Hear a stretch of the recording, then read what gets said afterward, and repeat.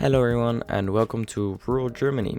In today's episode we are going to make a commercial district which is going to consist of multiple German shops, a McDonald's and a gas station.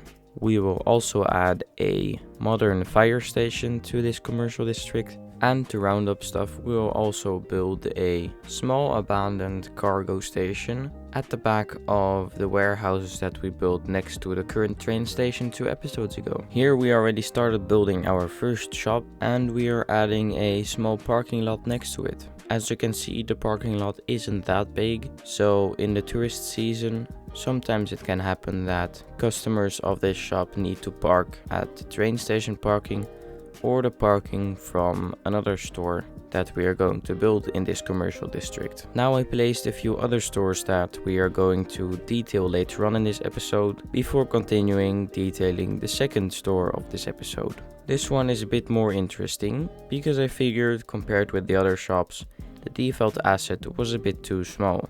I decided to PO it to remove the parking on the side and make my own parking, and then copy the building and turn it 90 degrees and move it into the other building. This makes for a bigger store that is more comparable to the other stores in this district without looking unrealistic.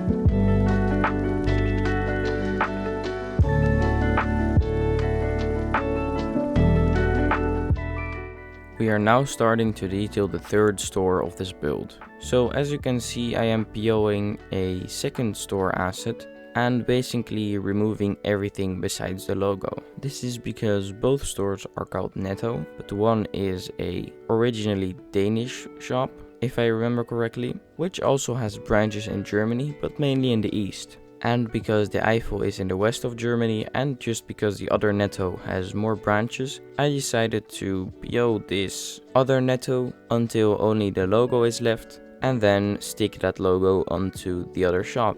Was it really necessary? No, maybe not. But when I was in the Eifel region, there were a lot of the German Nettos, not the Danish ones. So I really wanted to include one over here, and because I couldn't find any fitting German Netto assets, I had to get this Danish one and PO the logo over it. Obviously this store will get its own parking lot as well, so enjoy the little time lapse.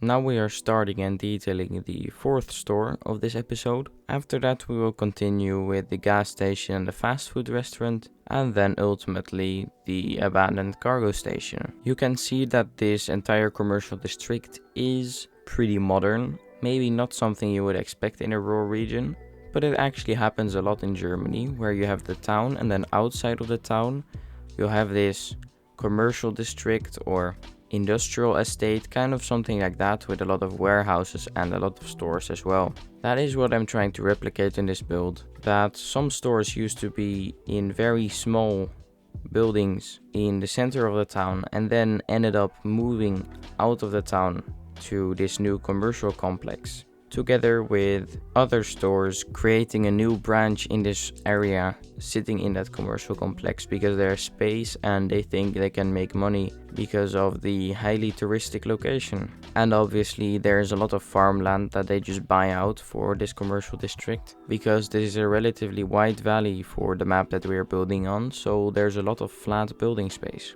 or at least in this region it is never flat but almost flat. So while I was talking about that, we started building the McDonald's. For this McDonald's build we are also detailing a drive-through, and of course it gets its own parking lot.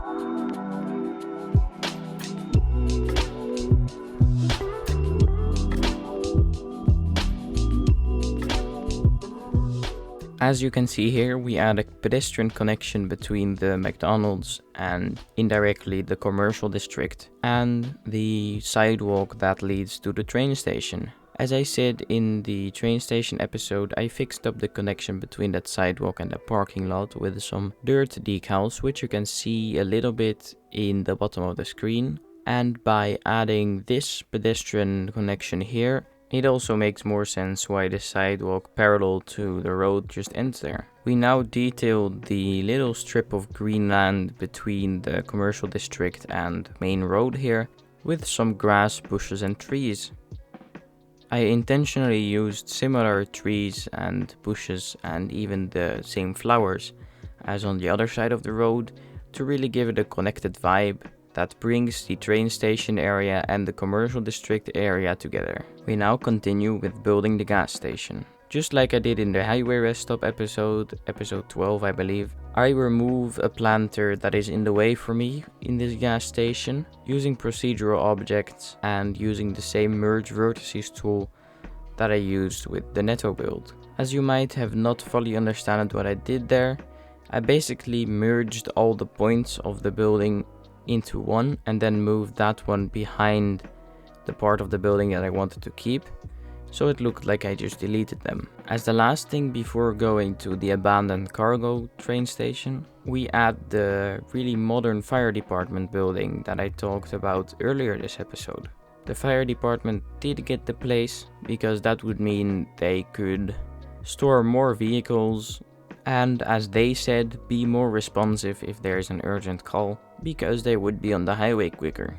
On the other hand, if there's a fire in the town itself, it will be harder to reach. So it is only beneficial for the towns that are more rural and further away from the central town over here. The time has come, we start on the abandoned cargo station. So let's talk about the story behind this abandoned cargo station. Back in the days there was a lot of wood cutting in the surrounding towns to make place for more farmland and to provide valuable resources to the cities that were in a lack of wood. So all the wood that came from sites here and there in the hills got transported to this place, put on the train and transported straight to the cities or other factories that converted that wood into something else. The warehouses were used to store the wood until the train came, and that is also a reason why nowadays this is kind of abandoned, because at some point the wood cutting went so far that during heavy rainfall landslides would occur. So then the leaders of the district decided that it would be banned to cut any more wood, and they would plant back a part of the trees. There will still be a few inactive sites that we will build in the future, but that is why the cargo station is now abandoned and there's just a big mess there. Also, from this footage, the slope of the train tracks looks way too steep, and as a disclaimer, I ended up reducing the slope by lowering the top point of the hill where it had to go over. But just like many fixes I do, I didn't record it and it happened after the cinematics too, so unfortunately I don't have any footage of that.